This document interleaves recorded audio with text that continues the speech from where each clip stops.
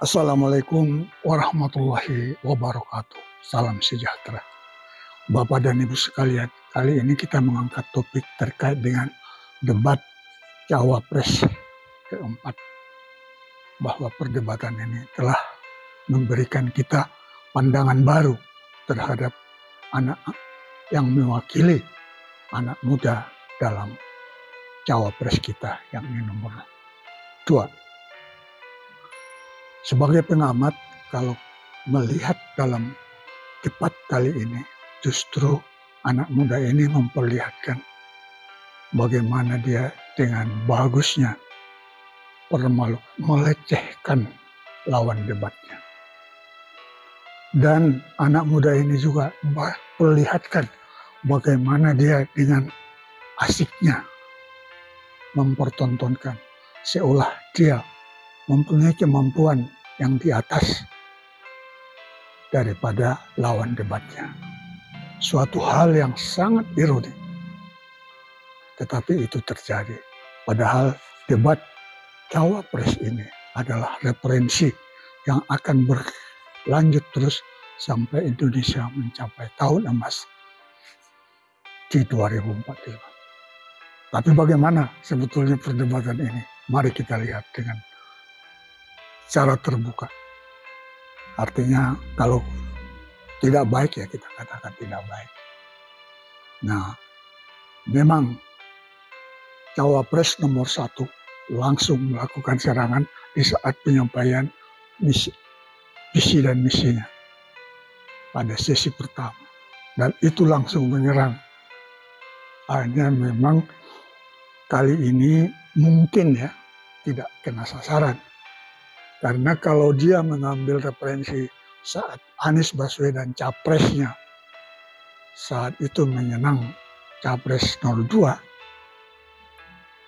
karena memang langsung kena ke orangnya sehingga emosi muncul dan buyarlah sesi-sesi berikutnya. Nah, tapi ini kan tidak. Cawapres nomor 02 nggak ada yang terkait dengan masa lalu yang seperti itu. Jadi ya biasa-biasa saja. Nah, jadi kalau kita mengamati secara sederhana bahwa pada sesi pertama ini berjalan dengan sangat baik dan masih saling mengemukakan masalah-masalah yang ada dan kritik mereka yang sampaikan. Itu menarik sebetulnya. Persoalannya adalah di saat masuk sesi kedua. Di sini terlihat khususnya ya Cawapres nomor 2 mulai memanfaatkan gimmick yang memang standar mereka yang barangkali ya. Bahwa gimmick ini dipertontonkan sebetulnya kalau kita lihat itu untuk mengalihkan perhatian ya. Kalau kita lihat sisi gimmick adalah ya untuk mempertontonkan, untuk memperlihatkan kemampuannya di masa-masa lalu atau dalam keseharian atau kapan saja untuk mengecoh lawan debatnya. Itu gimmick itu.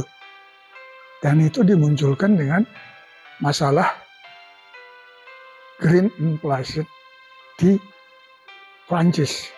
Walaupun pertanyaannya itu tidak terbuka tadinya, sehingga panitia langsung memberi teguran.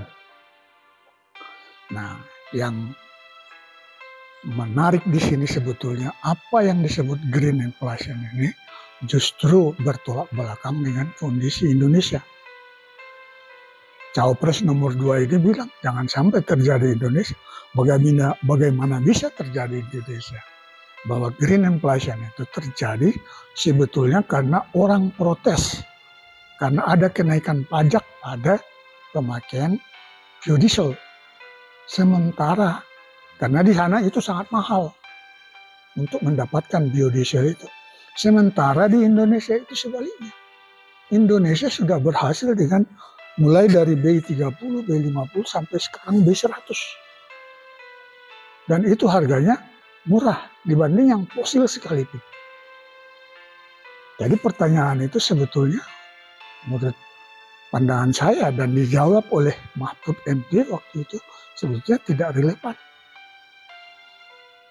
Walaupun Mahfud sudah menjelaskan secara gamblang, tetapi Capres nomor 2 ini tetap membuat gimmicknya. Bagi orang yang terpengaruh sih itu sangat menohok ya. Tetapi untunglah Pak Mahfud dalam hal ini tidak terpengaruh dan malah mengatakan bahwa pertanyaan itu adalah pertanyaan receh dan memang tidak relevan, hanya mengalihkan isu. Karena perdebatan pada cawapres kali ini memang terkait dengan itu tadi, lingkungan hidup, pangan, masalah tanah adat, tanah dan sebagainya. Dan itu sebetulnya memang pemerintah sudah jalankan dengan sesuai rencananya dan itu jauh lebih bagus daripada perencanaan masa-masa sebelumnya. Tetapi memang masih banyak bolongnya di sana-sini. Belum berhasil, masih jauh dari berhasil. Dan kita lihat cawapres nomor 2 ini menyampaikan permasalahan itu secara gamblang.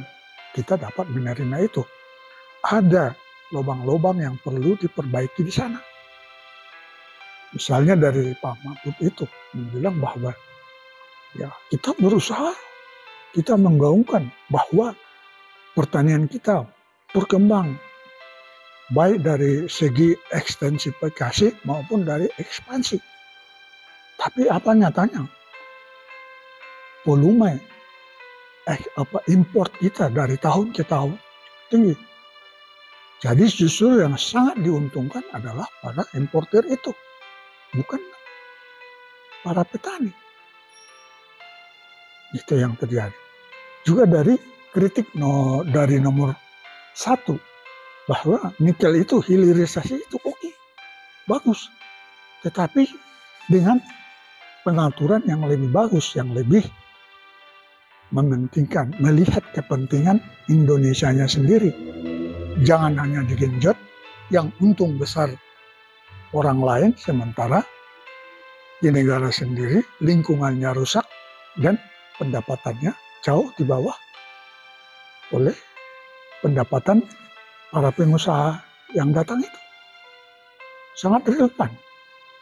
Jadi kalau dari substansi sebetulnya perdebatan ini sangat menarik.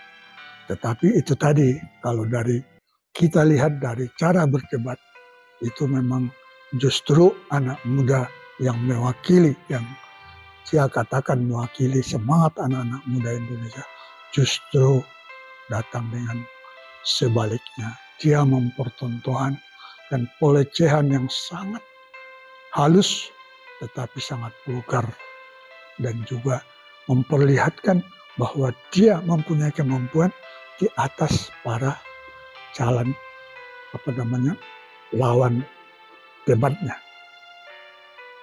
Itu yang kita dapatkan. Jadi bagaimana penilaian orang itu kalau kita lihat ya tergantunglah. Kalau dia memang pendukung cawapres itu pastilah melihat sisi positifnya. Dan itu pasti diduga dan itu tidak bisa diperdebatkan. Dalam pandangan saya sebagai pengamat itu, saya melihat ketiga calon cawapres ini sebetulnya sudah lebih bagus dari penampilan mereka sebelumnya. Tetapi dalam penguasaan materi dan cara berdebat, saya masih memilih Mahfud MD. Terlihat menguasai masalah, bisa menahan emosi, dan bisa mengatakan bahwa ini sesuatu ide yang baru. Bahwa dia mengatakan kalau pertanyaan receh yang nggak perlu dijawab. Nah, itu kan tidak pernah muncul dalam perdebatan dimanapun. Padahal memang iya. Bagaimana bisa suatu pertanyaan sudah dijawab dengan betul dan panjang lebar, sementara yang mempertanyakan malah memakai gimmick yang sangat vulgar ya. Mungkin bagi dia secara pribadi itu mengasihkan. Dia mempertontonkan kepiawaiannya dalam melecehkan. Tetapi bagi kita sebagai pengamat, itu sangat disayangkan. Generasi muda, tetaplah walaupun dia punya kemampuan seperti apa, hargailah senioritas. Hargailah orang yang perlu dihargai. Apalagi dalam berdebat, itu pantangan yang sangat dihindari adalah jangan melecehkan lawan debat. Kedua, jangan menganggap diri lebih pintar dari lawan debat. Dan cawapres nomor 2 sama sekali tidak mengendahkannya. Dan itulah yang dipertontonkannya.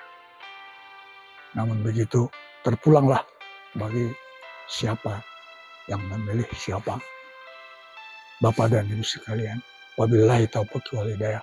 Wassalamualaikum warahmatullahi wabarakatuh.